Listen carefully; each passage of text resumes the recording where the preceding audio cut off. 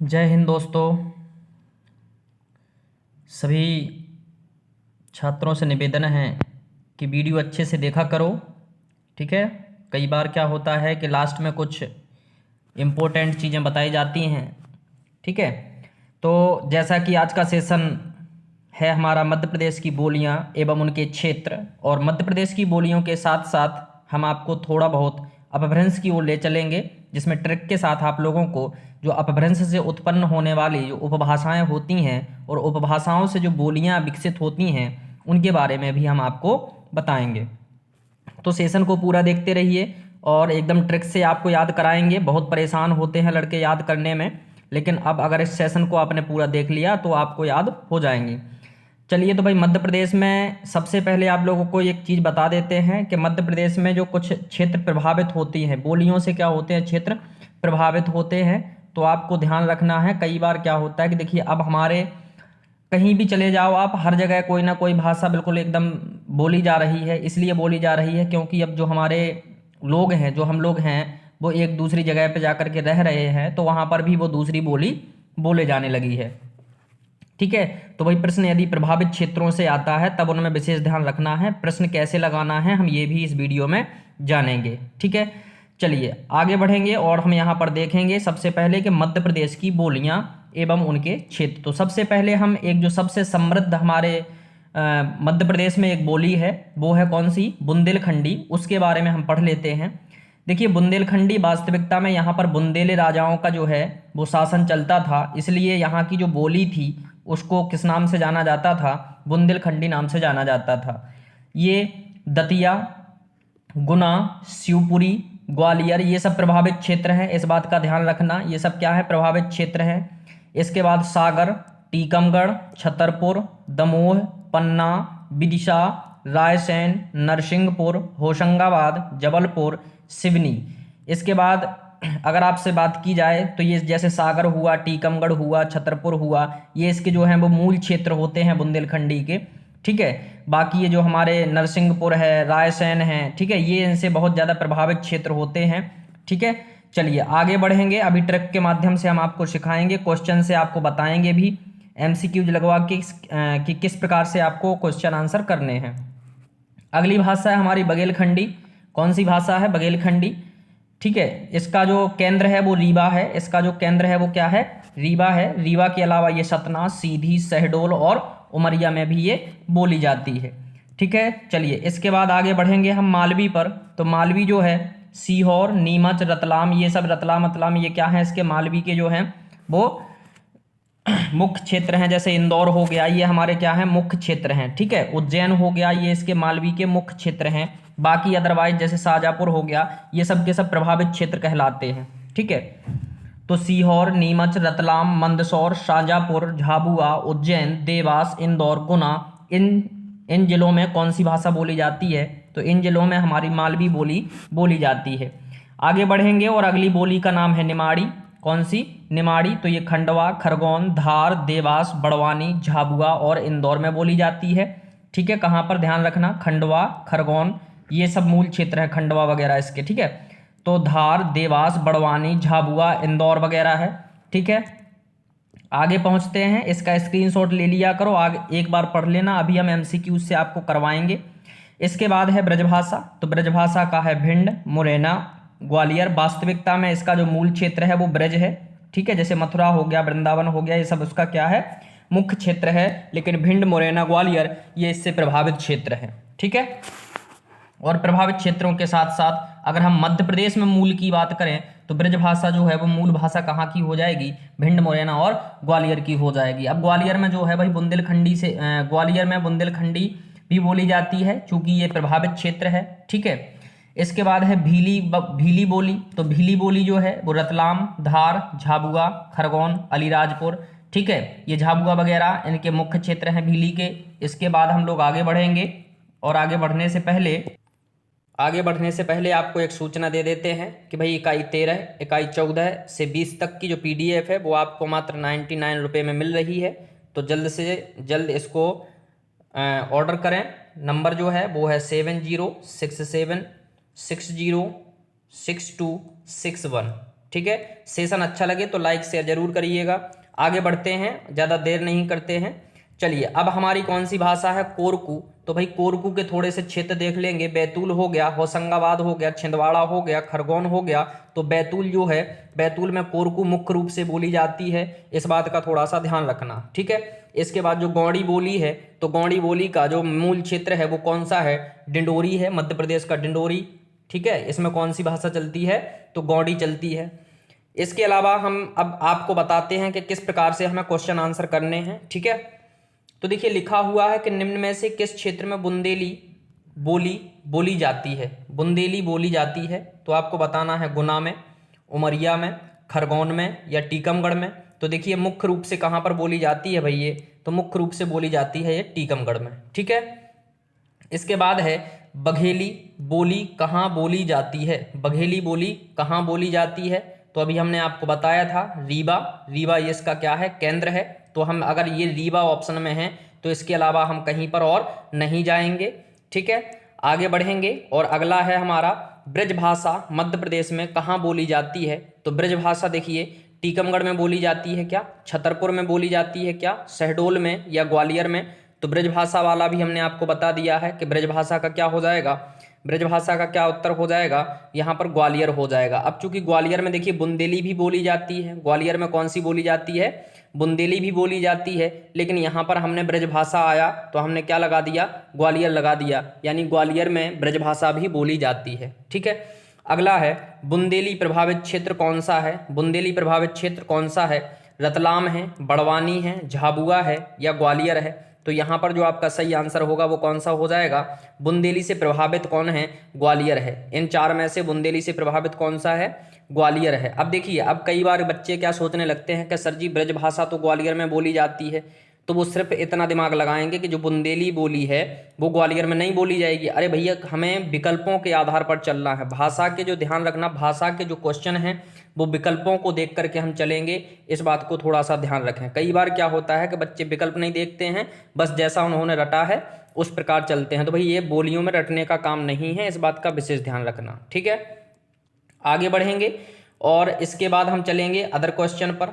अगर आपसे पूछा जाता है अब कि जो मालवी बोली को किसने दक्षिणी राजस्थानी भी कहा है? मालवी बोली को किसने दक्षिणी राजस्थानी भी कहा है? तो ये आपको आंसर बताना है। क्या डॉक्टर धीरेन्द्र वर्मा ने कहा है दक्षिणी राजस्थानी? क्या रामचंद्र शुक्ल ने कहा है? और क्या पीताम्बर ने कहा है? या फिर किसी ने नहीं? तो ध्यान रखना, यहाँ पर जो मालवी बोली है इसको दक्षिणी राजस्थानी डॉक्टर धीरेन्द्र वर्मा ने कहा है। किसने कहा है? डॉक्टर धीरेन्द्र वर्मा ने कहा है। आगे बढ़ेंगे और अगला है हमारा सीहोर जिले में कौन सी बोली बोली जाती है? सीहोर जिले में कौन सी बोली बोली जाती है? कोरकू, बुंदेली, मालवी और निमाड़ी। एक बार अगर आप इसको अच्छे से लिख लेते हो, लिख करके सीखते हो तो समझ लेना कि आपसे ये चीज़ बन जाएगी। तो वास्तविकता में जो सीहोर है, तो सीहोर में मालवी बोली बोली जाती है। कौन सी बोली? मालवी बोली बोली जाती है। आगे बढ़ेंगे और तीसरे नंबर के क्वेश्चन पर चलेंगे। किस जिले में बुंदेलखंडी नहीं बोली जाती है? तो ग्वालियर में नहीं बोली जाती है क्या? भाई ग्वालियर तो हम पढ़ चुके हैं कि ग्वालियर भी बुंदेली से क्या है? प्रभावित क्षेत्र है, तो हम नहीं कह सकते हैं ना कि यहाँ नहीं बोली जाती है। सागर, बिल्कुल सागर में भी बोली जाती है। दतिया में भी बोली जाती है। एक हमारा उज्जैन है जहाँ पर बुंदेली बोली नहीं बोली जाती है, ठीक है। तो यहाँ पर डी नंबर हमारा क्या हो जाएगा? सही आंसर हो जाएगा, ठीक है। अगला है कौन सी भाषा राष्ट्रभाषा का प्रतिनिधित्व करती है? ऐसी कौन सी भाषा होती है जो राष्ट्रभाषा का प्रतिनिधित्व करती है? क्या लोक भाषा होती है, राजभाषा होती है, विभाषा होती है या मातृभाषा? इस क्वेश्चन को समझ लेना। पहले हम एक बार इसको फिर पढ़ देते हैं कि कौन सी भाषा, मतलब हम ऐसी कौन सी भाषा होती है जिसको हम राष्ट्रभाषा का दर्जा दे सकते हैं? राष्ट्रभाषा का दर्जा दे सकते हैं, ऐसी भाषा को हमें बताना है। तो क्या वो लोक भाषा होती है, क्या वो राजभाषा होती है, क्या वो विभाषा होती है या मातृभाषा? तो ध्यान रखना, ऐसी भाषा वही होती है जिसको हम राष्ट्रभाषा का दर्जा दे सकते हैं जो लोक भाषा हो, यानी कि अधिक से अधिक लोग वहाँ के उसको बोलते हों। कौन बोलता हो? अधिक से अधिक लोग उसे बोलते हों, ठीक है। हमारी जो राजभाषा है वो हमारी हिंदी है। मध्य प्रदेश की जो राजभाषा है वो हिंदी है, इस बात का थोड़ा सा ध्यान रखना। हाँ, कई बार राष्ट्रभाषा लोग बोलने लगते हैं, तो भाई राष्ट्रभाषा जैसा कोई शब्द संविधान में नहीं दिया गया है। राष्ट्रभाषा की दर्जा प्राप्त कोई भाषा नहीं है, लेकिन हम लोग मान लेते हैं, ठीक है। तो ये भावनाओं से मान लेते हैं, बाकी राष्ट्रभाषा जैसा संविधान में कोई शब्द नहीं है। तो चौथे का ए नंबर आपका क्या हो जाएगा, सही हो जाएगा। अगला है 5वां प्रश्न, और 5वां प्रश्न में लिखा हुआ है कि मध्य प्रदेश में किस बोली का व्यापक क्षेत्र है। तो भाई किस बोली का व्यापक क्षेत्र है, जैसे कि हम पहले पेज पर जब हमने स्टार्ट किया था उस पेज पे आपने देखा होगा कि सबसे ज़्यादा जिलों के नाम किस बोली के अंडर में थे, तो वो थी बुंदेली, ठीक है। किसकी, बुंदेली, ठीक है। ये साहित्य रचना में भी एकदम समृद्ध है, सर्वाधिक साहित्य रचना में ये समृद्ध है। कौन सी बोली, तो बुंदेली है, इस बात का ध्यान रखना, ठीक है। आगे वाले क्वेश्चनों पर बढ़ेंगे, और अगला जो हमारा क्वेश्चन है वो है 6वां, डिंडोरी जिले में कौन सी बोली बोली जाती है। तो आपको भाई डिंडोरी जिले में बतानी है। तो डिंडोरी जिले में हमने सबसे लास्ट में पढ़ा था कि गौड़ी जो भाषा होती है वो कहाँ बोली जाती है, डिंडोरी में बोली जाती है। कहाँ बोली जाती है, डिंडोरी में बोली जाती है, ठीक है। इसके बाद हम आगे बढ़ेंगे। अच्छा, इसको तो ऐसे ही कर लेना, डिंडो से यहाँ पर गौड़ी लिखा है, ठीक है, डीडो गौड़ी, ठीक है। तो डिंडोरी से क्या हो जाएगा, गौड़ी हो जाएगा, और याद कर सकते हो। इसके बाद अगला क्वेश्चन है, कौन सी बोली साहित्य रचना की दृष्टि से अत्यंत समृद्ध है।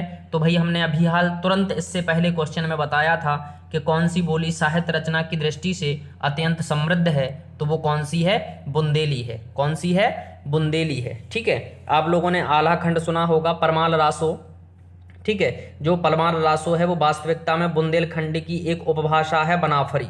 बुंदेलखंडी भाषा की एक बुंदेली की भाषा है, कौन सी, बनाफरी है, उसमें रचित है वो, ठीक है। परमाल रासो जो आला खंड लिखा है वो किस भाषा में है, बनाफरी में है, ध्यान रखना, ठीक है। चलिए आगे बढ़ेंगे। 8वां, कौन सी भाषा मध्य प्रदेश में नहीं बोली जाती है। तो क्या ब्रज नहीं बोली जाती है मध्य प्रदेश में, गौड़ी नहीं बोली जाती है, या मालवी नहीं बोली जाती है, या मारवाड़ी नहीं बोली जाती है। तो देखिए जो ब्रज वगैरह है ये ग्वालियर वगैरह बोली जाती है, ठीक है। गौड़ी का भी हमने पढ़ लिया है, डिंडोरी में बोली जाती है। मालवी हमारी जैसे इंदौर हो गया, गुना हो गया, यहाँ पर बोली जाती है। और मारवाड़ी जो है वो राजस्थान में बोली जाती है, ठीक है। आगे बढ़ेंगे। मारवाड़ क्षेत्र होता है एक राजस्थान में, वहाँ पर मारवाड़ी बोली जाती है। अगला है भाई, बघेल राज्य की स्थापना किसने की थी, जिससे यहाँ पर बोली जाने वाली बोली का नाम, जिससे यहाँ बोली जाने वाली बोली का नाम बघेली हो गया, ठीक है। बघेलखंड राज्य की स्थापना बताना है किसने की थी। ऐसे क्वेश्चन आपसे पूछे जा सकते हैं, ध्यान रखना, ठीक है। तो इसमें व्याघ्रदेव ने, या चंदेलों ने, या बुंदेलों ने, या राजपूतों ने। तो ध्यान रखना, बुंदेलों का जो राज्य था इसलिए हमारी बुंदेली बनी थी, इसका नाम क्या पड़ा था, बुंदेली। लेकिन यहाँ उसने पूछा क्या है, बघेली। तो ध्यान रखना ये नहीं लगा देना है। अच्छा, चंदेल कहाँ से प्रसिद्ध हैं। तो चंदेल हमारे मध्य प्रदेश में एक खजुराहो नामक जगह है, वहाँ से प्रसिद्ध हैं, ठीक है। खजुराहो के मंदिर जो हैं वो चंदेलों ने बनवाए थे, इसलिए यहाँ पर चंदेलों ने भी कह दिया है। इसके बाद हमारा सही जो आंसर है वो कौन सा हो जाएगा, ए नंबर, व्याघ्रदेव हो जाएगा, ठीक है। चलिए आगे बढ़ेंगे। अच्छा, इसको याद कैसे करोगे। तो भाई बघेली तो देखो लिखा हुआ है ना, व्याघ्रदेव, बघेली, ठीक है। चलिए आगे बढ़ेंगे। और अगला है हमारा, मालवी किस क्षेत्र की बोली है। तो मालवी आपको बताना है ये मुरैना क्षेत्र की बोली है, या टीकमगढ़ की, या छतरपुर की, या इंदौर की। तो ध्यान रखना ये इंदौर की बोली है।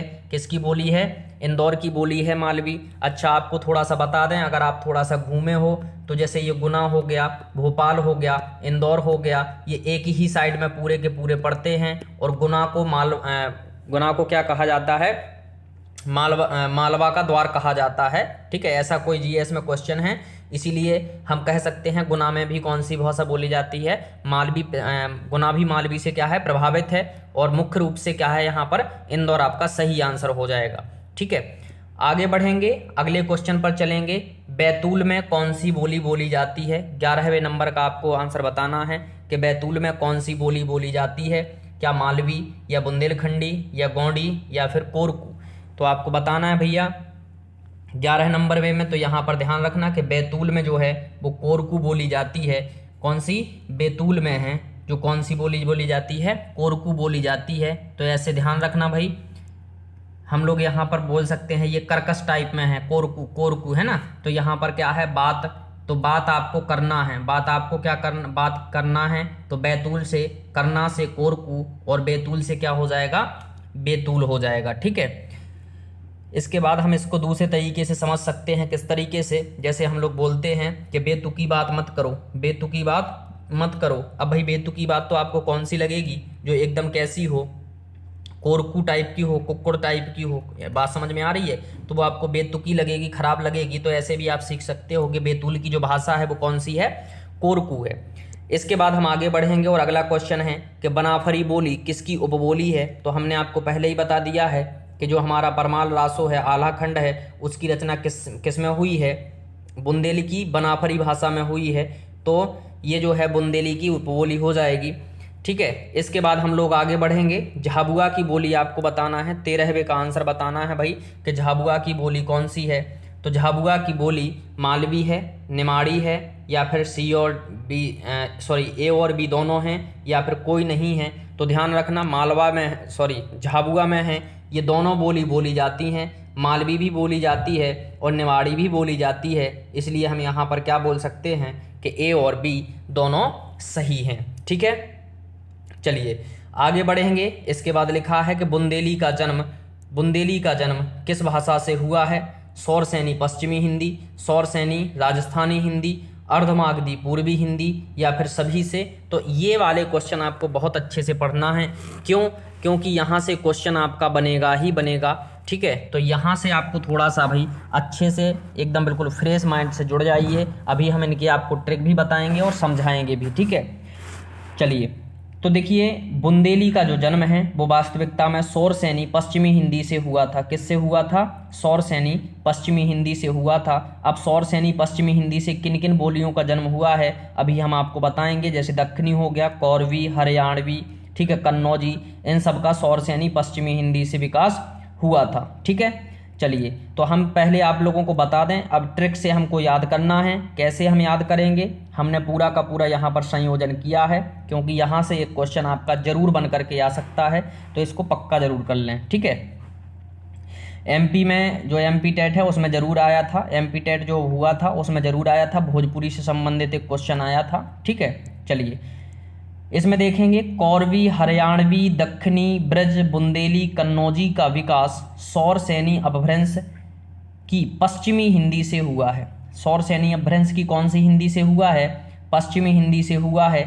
ठीक है, इतना ध्यान रखना। कौरवी, हरियाणवी, दक्खनी, ब्रज, बुंदेली, कन्नौजी का विकास सौरसेनी अपभ्रंश की पश्चिमी हिंदी से हुआ है। अब हम आप लोगों को थोड़ा सा बता देते हैं कि इसमें आपको ट्रिक क्या करना है। तो इसमें देखिए, इसमें आप ट्रिक सीख सकते हो कि बाबू को दिल दहका। अब बुंदेली भाषा है ये, बाबू को दिल दहका, बाबू को दिल दहका, बाबू को दिल दहका। या तो ऐसे बोल सकते हो कि बाबू का दिल दहका, या फिर ऐसे बोल सकते हो कि बाबू के लिए दिल दहका। ठीक है, जैसे आपको सीखना हो आप उस तरीके से सीख सकते हो। तो यहाँ पर पहले बा से हो जाएगा ब्रज, दूसरे बू से हो जाएगा बुंदेली, को से हो जाएगा कोरवी। ठीक है, दिल साइलेंट कर देना, पहले दा से या फिर दिल से सीख लेना दक्खनी, दिल से क्या सीख लेना? दक्खनी। और दहका, तो यहाँ पर जो हा लगा है उससे हरियाणवी, और जो का लगा है उससे कन्नौजी हो जाएगा। जो का लगा है उससे क्या हो जाएगा?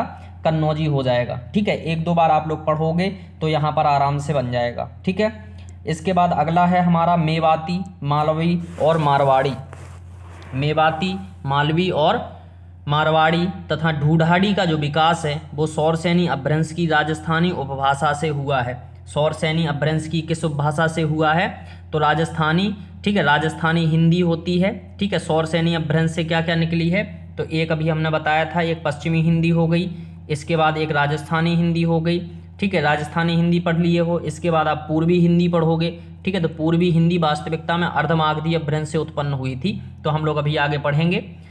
तो इसमें आप सीख सकते हो कि मेवाती, मालवी, मारवाड़ी और ढूंढाड़ी का जो विकास है वो सौरसेनी अपभ्रंश की राजस्थानी हिंदी उपभाषा से हुआ है।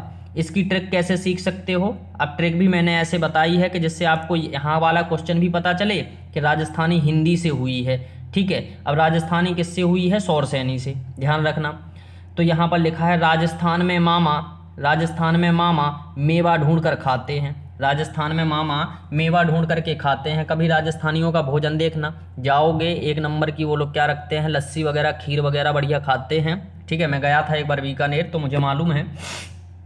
तो तो राजस्थान में मामा मेवा ढूंढ कर खाते हैं, तो बस यहाँ राजस्थान से आपका हो जाएगा कि भाई राजस्थानी हिंदी, राजस्थान से क्या हो जाएगा, राजस्थानी हिंदी। ठीक है, मामा तो पहले माँ से मालवी हो जाएगा और दूसरे माँ से मारवाड़ी हो जाएगा, दूसरे माँ से क्या हो जाएगा, मारवाड़ी। और यहाँ पर लिखा है क्या खाते हैं, मेवा खाते हैं, तो यहाँ पर मेवाती हो जाएगा। कैसे खाते हैं, ढूंढकर, तो यहाँ पर फिर ढूढ़ाड़ी हो जाएगा। तो इस तरीके से आप इसको अच्छे से याद कर सकते हो। ठीक है, चलिए हम आगे बढ़ेंगे। आप लोगों को आगे बढ़ने से पहले एक छोटी सी सूचना दे दें कि इकाई 13 से लेकर के इकाई 20 तक की जो PDF है वो 99 रुपये में मिल रही है। कितने रुपए में, 99, ओनली 99 रुपये में मिल रही है। तथा आपको यदि बोलियों वाली PDF, ये वाली PDF भी चाहिए तो इसके लिए आपको एक्स्ट्रा 9 रुपीज़ चार्ज करना पड़ेगा। एकदम छोटा छोटा चार्ज है, ठीक है, जो आप लोग दिन भर में सिगरेट और गुटखे में उड़ा देते हो। चलिए आगे बढ़ेंगे। तो यहाँ पर 21वें नंबर पर पहुँचेंगे और 21वें नंबर से पहुँचने से पहले यहाँ पढ़ लें थोड़ा सा। ठीक है, 17 से हम 18 पर आएंगे और 18 में मैं पढ़ लेना जरा क्या है। देखिए, तो यहाँ पर बात की गई है किस किस बोली की, भोजपुरी, मैथिली और मगही, ये जो भाषाएं हैं। ठीक है, ये भोजपुरी, मैथिली और मगही का जो विकास है वो मागधी अपभ्रंश से हुआ है। सबसे ज़्यादा सीखने वाली बात कौन सी हो, एक मिनट, अभी यहाँ पर रह गया था शायद, है ना, 17वां। ओके, चलो सॉरी। चलिए यहाँ पर 17वां पढ़ लेते हैं पहले। तो 17वां क्वेश्चन कौन सा है कि भाई अवधी, बघेली और छत्तीसगढ़ी, अवधी, बघेली और छत्तीसगढ़ी का जो विकास है वो किससे हुआ है, तो वो पूर्वी हिंदी से हुआ है। कौन सी हिंदी से, पूर्वी हिंदी से। और पूर्वी हिंदी का विकास किससे हुआ है, अर्धमागधी अपभ्रंश से हुआ है, ये भी ध्यान रखना। ठीक है, तो ऐसे सीख लेना आधा पूरब। ठीक है, आधा पूरब ऐसे सीख सकते हो। तो यहाँ पर जो पूर्वी हिंदी है वो कहाँ से जन्मी हो जाएगी, अर्धमागधी अपभ्रंश से जन्मी हो जाएगी। ठीक है, बाकी हम आपको भी ट्रिक बताने वाले हैं। तो अवधी, बघेली और छत्तीसगढ़ी में देख लेना। आधा काम अब छत पर पूरा हुआ, जो आधा काम आपका भाई रह गया था ना, तो वो अब कहाँ पर पूरा हुआ, छत पर पूरा हुआ। तो यहाँ पर आधा से क्या हो जाएगा, अर्धमागधी, अब से क्या हो जाएगा, अवधी। ठीक है, बा से क्या हो जाएगा, बघेली, छा से छत पर क्या हो जाएगा, छत्तीसगढ़ी। और पूरा हुआ मतलब पूर्वी हिंदी से ये जन्म ली हुई हैं। किस हिंदी से, पूर्वी हिंदी से इन तीन बोलियों ने जन्म लिया है, इसलिए हमने यहाँ पर पूर्वी हिंदी को भी साथ में जोड़ा है। कई बार हमसे क्वेश्चन पूछा जा सकता है कि बताइए जो हमारी अवधी बोली है इसका जन्म किस उपभाषा से हुआ है, किस उपभाषा से हुआ है। तो वहाँ लिखा होगा पश्चिमी हिंदी, पूर्वी हिंदी या फिर राजस्थानी हिंदी। तो आपको बताना पड़ेगा कि पूर्वी हिंदी से अवधी, पूर्वी हिंदी से बघेली और पूर्वी हिंदी से छत्तीसगढ़ का विकास हुआ है। ठीक है, चलिए आगे बढ़ते हैं। और अगला है हमारा भाई भोजपुरी, मैथिली और मगही का जो विकास है वो किस अपभ्रंश से हुआ है। तो ध्यान रखना ये मागधी अपभ्रंश से हुआ है। किससे हुआ है, मागधी अपभ्रंश से हुआ है। तो यहाँ पर हम आप लोगों को ध्यान दिला दें कि यहाँ पर आपको दो चीज़ें सीखनी हैं। कौन कौन सी, कि भोजपुरी किस अपभ्रंश से बनी है, तो मागधी से। मैथिली किस अपभ्रंश से बनी है, तो मागधी से। और मगही किस अपभ्रंश से निकली है, तो मागधी अपभ्रंश से। दूसरा क्वेश्चन यहीं पर बन सकता है कौन सा, कि जो भोजपुरी है इसकी उपभाषा क्या है, तो बिहारी हिंदी। मैथिली है इसकी उपभाषा क्या है, बिहारी हिंदी। और मगही की उपभाषा क्या है, बिहारी हिंदी है। तो हम भाई यहाँ पर आप लोगों को थोड़ी सी ट्रिक बता देते हैं। ठीक है, तो यहाँ पर है कि बिहार के भोजपुरिया ने मैथी मांग ली। बिहार के भोजपुरिया ने क्या मांग ली भाई, मैथी मांग ली। तो ऐसे आप लोगों को ध्यान रखना है। 2, 4, 5 ट्रिकें हैं, मुश्किल से 5, 6 ट्रिकें हैं। ठीक है, 6 ट्रिक आराम से 2-4 बार पढ़ सकते हो। ठीक है, 2 बार सुबह पढ़ना है, दिन में ऐसे ही अपने मन में गुनगुनाना है। 2 बार दोपहर में, 2 बार शाम को ऐसे मन में गुनगुना लोगे तो आराम से ये क्लियर हो जाएगा। ठीक है, तो अब आगे बढ़ेंगे। तो देखिए बिहार से क्या हो जाएगा, बिहारी। ठीक है, भोजपुरिया से क्या हो जाएगा, भोजपुरी। मैथी से क्या हो जाएगा, मैथिली। और मांग से क्या हो जाएगा, मगही। और साथ में मांग से जब मगही कर रहे हो तो यहीं पर एक चीज़ और कर लेना, कौन सा, मागधी। ये किससे उत्पन्न हुई हैं, मागधी से उत्पन्न हुई हैं। ये भी यहीं पर आप लोग सीख लेना। ठीक है, चलिए आगे बढ़ते हैं। और अगला हमारा कौन सा है, थोड़ा सा हम बड़ा कर लेते हैं, कुछ लोगों को दिखाई नहीं दे रहा होगा। ठीक है, क्योंकि उनको बचपन से ही चश्मा लग जाता है। ठीक है, चलिए हम आगे पढ़ेंगे। देसी, कोंकणी, बरारी और नागपुरी, ये 4 जो बोलियां आपको दिख रही हैं, देसी, कोंकणी, बरारी और नागपुरी, इनका विकास आपको बताना है। तो ध्यान रखना, महाराष्ट्रीय अपभ्रंश से इनका जन्म हुआ है। और कौन सी उपभाषा से हुआ है? मराठी उपभाषा से हुआ है। महाराष्ट्रीय अपभ्रंश से भी किस भाषा से हुआ है? मराठी उपभाषा से हुआ है। ठीक है, तो इसमें ध्यान रखना, हमने एक ट्रिक बनाई है कि मराठी महाराजा ने देसी नाग को बार दिया। अब बार मतलब होता है बुंदेलखंडी में जला देना। बार को मतलब होता है क्या? बुंदेलखंडी में जला देना। आपने हमारे धीरेन्द्र शास्त्री जी को सुना होगा, वो हमेशा यही कहते रहते हैं, तुम्हारी ठटरी बार दें। ठीक है, तुम्हारी ठटरी बार दें। ठीक है, तो यहाँ पर बारने का मतलब क्या हो गया? जलाना हो गया। ठीक है, तो मराठी महाराजा ने देसी नाग को बार दिया। ठीक है, तो मराठी से क्या हो जाएगा भाई? मराठी उपभाषा से उत्पन्न हुई हैं। महाराजा से क्या हो जाएगा? महाराष्ट्रीय अपभ्रंश से उत्पन्न हुई हैं। फिर कौन कौन सी हुई है? देसी उत्पन्न हुई है, नागपुरी उत्पन्न हुई है, कोंकणी उत्पन्न हुई है और बरारी उत्पन्न हुई है। ठीक है भाई, आशा करते हैं समझ में आ रहा होगा, और समझ में आ रहा है और इसको दोबारा पढ़ना चाहते हैं, बार बार वीडियो नहीं देखना चाहते हैं, तो ये मात्र PDF 9 रुपये की आपको मिल जाएगी। और लेने के लिए आपको कांटेक्ट करना होगा 7067606261। इस नंबर पर आपको कांटेक्ट करना होगा, व्हाट्सएप कुछ भी कर सकते हो। ठीक है, चलिए आगे बढ़ेंगे। और अगली हमारी जो है वो है डोंगरी संथाली का विकास दरद अपभ्रंश की कश्मीरी उपभाषा से हुआ है। डोंगरी संथाली का विकास कहाँ से हुआ है? दरद अपभ्रंश की कश्मीरी उपभाषा से हुआ है। तो इसको कैसे याद रखोगे? ध्यान रखना, तो यहाँ देख लेना कि दादाजी कश्मीरी डॉग साथ रखो। दादाजी बीमार हैं और दादाजी को डर लगता है, तो हम लोग सीधे कह देते हैं कि दादाजी जो कश्मीरी डॉग है, जो कश्मीरी कुत्ता है, उसको अपने हमेशा साथ में रखा करो, क्योंकि आपके ऊपर कोई आपदा आएगी तो वो एकदम से भौंकेगा और हम लोग वहाँ पर पहुँच जाया करेंगे। ठीक है भाई, तो यहाँ पर है दादाजी कश्मीरी डॉग साथ रखो। तो यहाँ पर दादाजी से क्या हो जाएगा? दरद अपभ्रंश से उत्पन्न हुई हैं। कश्मीरी का क्या हो जाएगा? कश्मीरी उपभाषा से उत्पन्न हुई हैं। कौन सी उत्पन्न हुई हैं? डोंगरी और संथाली। कौन सी उत्पन्न हुई हैं? डोंगरी और संथाली। आशा करते हैं इतना आपको एकदम से बढ़िया समझ में आ गया होगा। ठीक है, आगे बढ़ने से पहले दोबारा एक सूचना हम आपको दे दें कि इकाई 13 से लेकर के इकाई 20 तक की PDF 99 रुपये में आपको मिल रही है। और नंबर हमारा वही है 7067606261। ठीक है, इस पर आप कांटेक्ट कर सकते हैं। चलिए आगे बढ़ेंगे देर न करते हुए। कुमायूं गढ़वाली नेपाली का विकास, एक और अभी रह गई है हमारी, कौन सी? कुमायूं गढ़वाली नेपाली का विकास खस अपभ्रंश की पहाड़ी हिंदी उपभाषा से हुआ है। किससे हुआ है? कुमायूं गढ़वाली नेपाली का विकास खस अपभ्रंश की, कौन सी अपभ्रंश? खस अपभ्रंश की पहाड़ी हिंदी उपभाषा से हुआ है। ठीक है, चलिए हम थोड़ा सा इसको पुश कर लेते। हाँ, तो यहाँ पर देखेंगे हम कि यहाँ पर हमें ट्रिक कौन सी पढ़नी है। तो ट्रिक यहाँ पर जो रहेगी वो रहेगी नेपाली गण पहाड़ों में काम करते हैं। आप लोगों ने देखा ही होगा भैया, बड़े बड़े पहाड़, जैसे हम लोग मोबाइल वगैरह खोलते हैं तो मोबाइल में कभी कभी आने लगता है एकदम अच्छा व्यूज़, है ना। तो जो नेपाली गण हैं वो पहाड़ों में काम करते हैं। तो इससे हम याद कर लेंगे, और इससे हम क्या याद करेंगे, थोड़ा सा इसको हम कर लें जिससे पूरा आपको दिखाई दे। तो यहाँ नेपाली गण से क्या हो जाएगा? नेपाली क्या हो जाएगा? नेपाली। और गढ़ से क्या हो जाएगा? गढ़वाली। ठीक है, अब ये दो इसकी क्या हैं? भाषाएं हैं। और इसके बाद हम पढ़ेंगे कि पहाड़ों, तो पहाड़ों से हो जाएगा कि इसका जन्म कहाँ से हुआ है? पहाड़ी हिंदी से, यानी कि नेपाली और गढ़वाली कहाँ से निकली हैं? पहाड़ी हिंदी से निकली हैं। और इसके बाद काम करते हैं, काम करते हैं, तो इससे क्या हो जाएगी?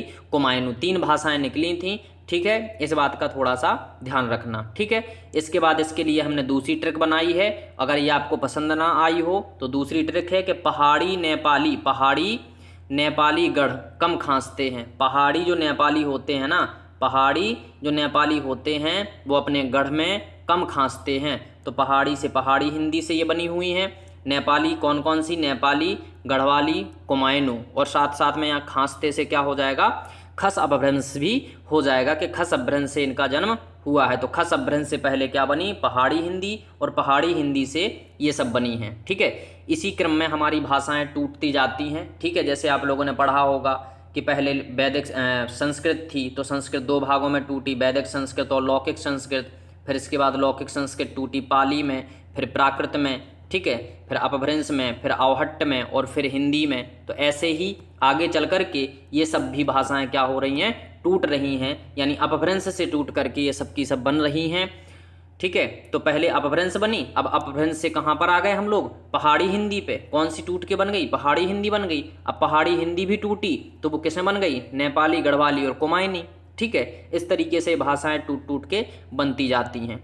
चलिए, इसके बाद बोलियों के बाद उपबोलियां बन जाती हैं। ठीक है, तो अब वास्तविकता में यहाँ से मध्य प्रदेश का काम खत्म होता है। अब हम लोग पढ़ रहे हैं पूरी की पूरी जो बोलियां हैं, हमने एक ही सेशन में ख़त्म करने के लिए सोचा है, तो थोड़ा सा आप पढ़ लीजिए। ठीक है, जितना मैंने पढ़ा दिया है, इसके अलावा आपको बोलियों से कुछ पढ़ने की आवश्यकता नहीं है, यहीं से आपका क्वेश्चन आ जाएगा। चलिए आगे हम लोग पढ़ेंगे। इसमें सबसे पहली है हमारी कौन सी, अवधि। तो अवधि में देख लीजिए भाई कि अवधि का दूसरा नाम कौशली भी है। ठीक है, अवध को कौशल भी कहा जाता था ना, इसलिए इसके भाषा का नाम क्या पड़ गया, कौशली पड़ गया।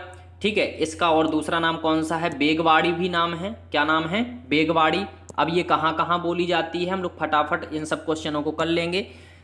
तो ये बोली जाती है लखनऊ, फतेहपुर, इलाहाबाद, बांदा, मिर्ज़ापुर, जौनपुर, सीतापुर और बाराबंकी। इन क्वेश्चनों को आपको कम से कम 2 से 3 बार पढ़ना ही पढ़ना होगा, तभी आपको कुछ झलकियाँ इसकी याद रहेंगी। ठीक है, आगे बढ़ेंगे। अगली बोली है हमारी कौन सी, बघेली। और बघेली कुछ विद्वान इसे अवधि की उपबोली मानते हैं, कुछ विद्वान अवधि की इसे क्या मानते हैं, उपबोली मानते हैं, लेकिन आपको नहीं मानना है। इसके बाद है रीवा, इसका मुख्य केंद्र है। बघेली का रीवा जो है मध्य प्रदेश का, वो इसका मुख्य केंद्र है। बोली कहाँ कहाँ जाती है ये बघेली, तो दमोह में, जबलपुर में, मंडला में, बालाघाट, रीवा, पन्ना, सतना इत्यादि जगह पर ये बोली जाती है। ठीक है, इसके बाद है अगला छत्तीसगढ़ी। तो छत्तीसगढ़ी को हम लखोटी या लरिया भी कहते हैं। इन पर थोड़ा सा ध्यान रखना, ठीक है, क्योंकि ये क्वेश्चन यहाँ से जाकर के MPPSC तक पूछे जा सकते हैं। ठीक है, और पूछा भी गया था, एक बार पूछा गया था कौरवी वाला। ठीक है, कौन सा पूछा गया था, कौरवी वाला प्रश्न आया था। ठीक है, इसके बाद है भाई कि लखोटी और लरिया भी कहा जाता है। ठीक है, किसको, छत्तीसगढ़ी को। अब ये कहाँ कहाँ बोली जाती है छत्तीसगढ़ में, तो रायपुर, बिलासपुर, सारंगगढ़, नंदगांव, खैरागढ़। ठीक है, चलिए आगे बढ़ेंगे और हम पढ़ेंगे खड़ी बोली कौरवी। ठीक है, खड़ी बोली को कौन सा क्या नाम है, दूसरा कौरवी है। बस यही क्वेश्चन आया था उसमें कि कौरवी को और किस नाम से जाना जाता है। ठीक है, तो वो कौन सी है, खड़ी बोली। अब ये खड़ी बोली है, ये कौन सी है भाई, आकार बहुला है। तो सबसे पहले हम आपको आकार बहुला और ओकार बहुला समझा देते हैं कि ये चीज़ क्या होती है। तो भाई आकार बहुला वो चीज़ होती है जिसमें कोई भी हम शब्द जब बोलते हैं तो उसमें क्या होता है, बड़ा आ लगा देते हैं। क्या लगा देते हैं, बड़ा आ लगा देते हैं बाद में। ठीक है, जैसे हमारी बुंदेलखंडी है, तो बुंदेलखंडी जो है वो ओकार बहुला होती है। कौन सी होती है, ओकार बहुला होती है। अब ये ओकार बहुला कैसे होती है तो हम आपको बता देते हैं। ठीक है, हम लोग अपने यहाँ पर बोलने लगते हैं मम्मी जो हमाओ है, हमाओ क्या है, हमाओ। तो हमाओ मतलब ओ लग गया बाद में। ठीक है, जो तुमाओ आए, जो तुमाओ है। ठीक है, तो ऐसे हम लोग इसको बोलते हैं, इसीलिए हमारी जो बुंदेलखंडी है उसे ओकार बहुला कहते हैं, और इसे हम लोग क्या कहते हैं, इसे हम लोग क्या कहते हैं, आकार बहुला कहते हैं। ठीक है, चलिए आगे बढ़ेंगे। तो यहाँ पर हम बोलेंगे भाई कहाँ कहाँ बोली जाती है, तो दिल्ली, मेरठ, सहारनपुर, मुरादाबाद, देहरादून, मुजफ्फरनगर, बिजनौर और रामपुर में खड़ी बोली बोली जाती है। ठीक है, खड़ी बोली को हम शुद्ध बोली भी कहते हैं। खड़ी बोली को हम क्या कहते हैं, शुद्ध बोली कहते हैं। अब ये शुद्ध बोली यानी खड़ी बोली नाम कैसे पड़ा भाई, ये खरा शब्द होता है ना, बोलते हैं खरी, क्या बोलते हैं, खरी। बोलते हैं ना हमारा बेटा खरा सोना है, ऐसे कोई बोलता है ना, तो खरा शब्द मतलब होता है एकदम शुद्ध, प्योर। ठीक है, इसी प्रकार से जो हमारी शुद्ध बोली है उसको हम लोगों ने खड़ी बोली नाम दे दिया।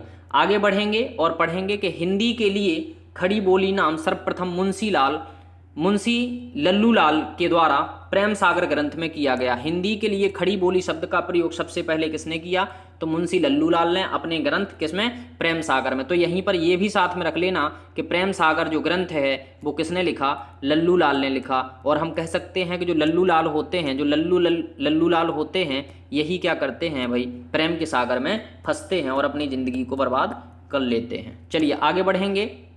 अगला है हमारा गिलक्रास्ट। तो गिलक्रास्ट ने खड़ी बोली को क्या कहा, तो गिलक्राइस्ट ने खड़ी बोली को टकसाली भाषा कहा है। कौन सी भाषा, टकसाली भाषा। अब टकसाली में क्या होता है भाई कि जो नोट वगैरह हैं उनको छापा जाता है, ठीक है, नोट वगैरह छापे जाते हैं, सिक्के ढाले जाते हैं टकसाल में। टकसाली किसे बोलते हैं, जहाँ पर सिक्के वगैरह बनाए जाते हैं तो हम वहाँ पर टकसाली बोल सकते हैं, क्योंकि वहाँ पर भाई प्योर क्या होता है, प्योर काम होता है टकसाल में, ठीक है। तो गिलक्राइस्ट ने इसको क्या बोला है, टकसाली भाषा भी बोला है। इसके बाद है सुनीति चटर्जी। तो सुनीति चटर्जी ने इसको जनपदीय हिंदुस्तानी कहा है। सुनीति चटर्जी ने इसको क्या कहा है, जनपदीय हिंदुस्तानी कहा है, ठीक है।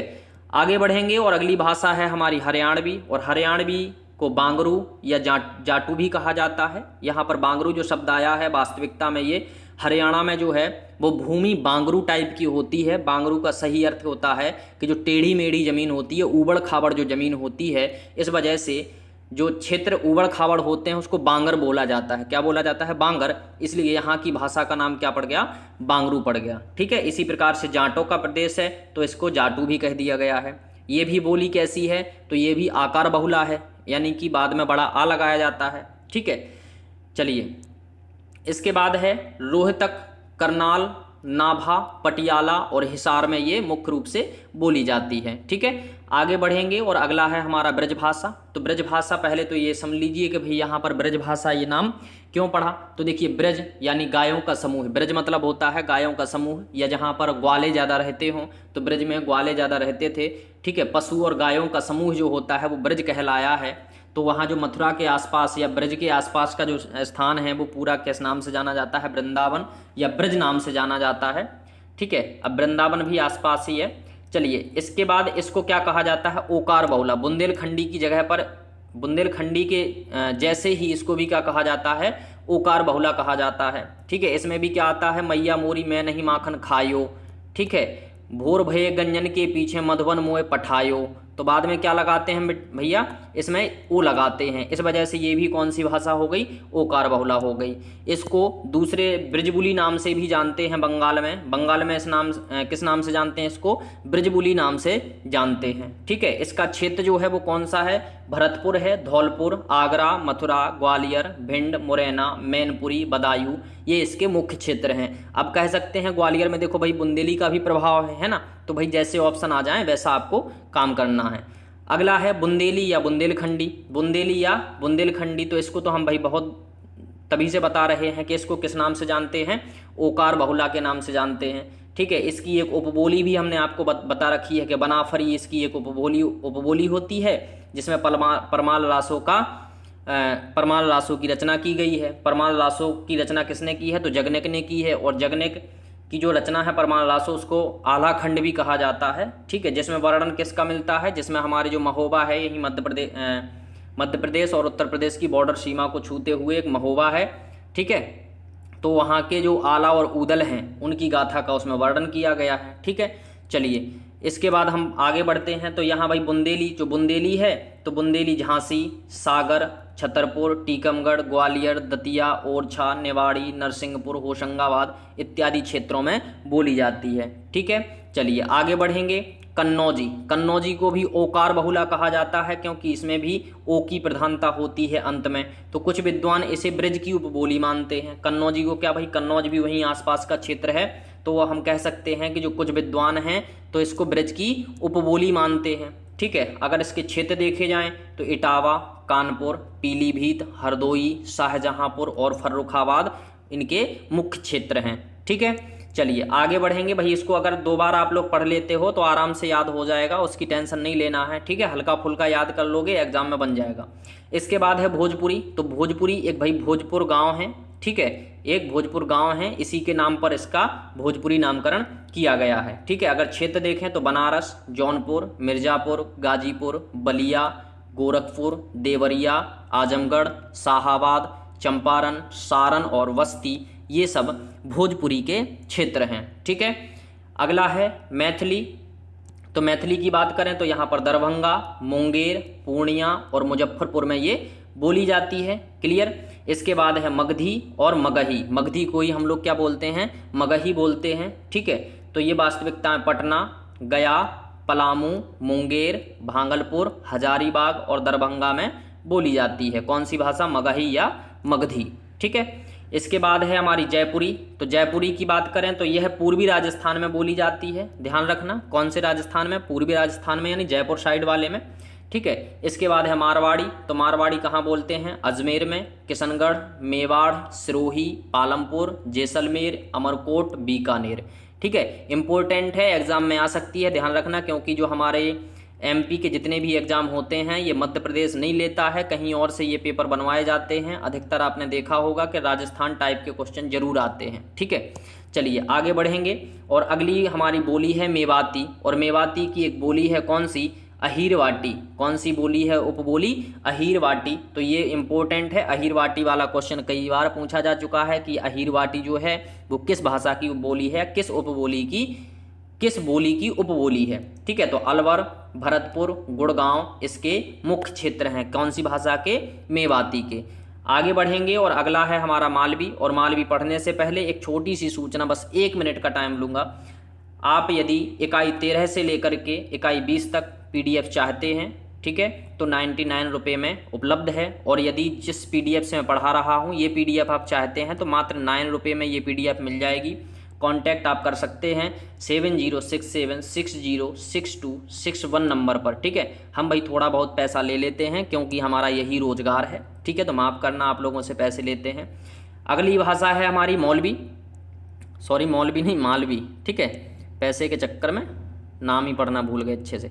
चलो अगली भाषा कौन सी है? मालवी। और मालवी कहाँ? प्रतापगढ़, रतलाम, इंदौर, भोपाल, होशंगाबाद, बैतूल, गुना, नीमच, झालावाड़, चित्तौड़गढ़ आदि में बोली जाती है। देखिए इससे पहले हमने केवल आपको कौन से क्षेत्र पढ़ाए थे? MP वाले क्षेत्र पढ़ाए थे, लेकिन अब यहाँ पर हम लोग पूरे क्षेत्र पढ़ रहे हैं तो थोड़ा सा विस्तृत ज़्यादा हो रहा है, ठीक है। इसके बाद शुद्ध मालवी कहाँ बोली जाती है? तो शुद्ध मालवी इंदौर, उज्जैन और देवास में बोली जाती है, ठीक है। इसकी कुछ उपबोलियां हैं। अब उपबोलियां कौन कौन सी हैं? जैसे डोंगी हो गया, सांडवाड़ी हो गया, रांगड़ी, धोलेवाड़ी, ठीक है, भोयरी, पाटवी, कटियाई, मंदसौरी, रतलामी और डंगेसरी, ठीक है। रतलामी, मंदसौरी और डंगेसरी ये इंपॉर्टेंट हैं, इनको जरूर याद रखना, ठीक है। इसके बाद है कुमायूनी। कौन सी भाषा है? कुमायूनी। तो कुमायूनी मध्यवर्ती पहाड़ी क्षेत्र में बोली जाती है। और जैसे ये नैनीताल हो गया, अल्मोड़ा हो गया, पिथौरागढ़ हो गया, ये कुमायूनी वही भाषा है जिसका जन्म खस अपभ्रंश से होता है ना, पहाड़ी हिंदी से, ठीक है। तो ये पहाड़ी हिंदी वाली हैं तीनों ये, ठीक है। चलिए इसमें हम देखेंगे कुमायूनी, नैनीताल, अल्मोड़ा और पिथौरागढ़ में। इसके बाद गढ़वाली। तो गढ़वाली मध्यवर्ती पहाड़ी है।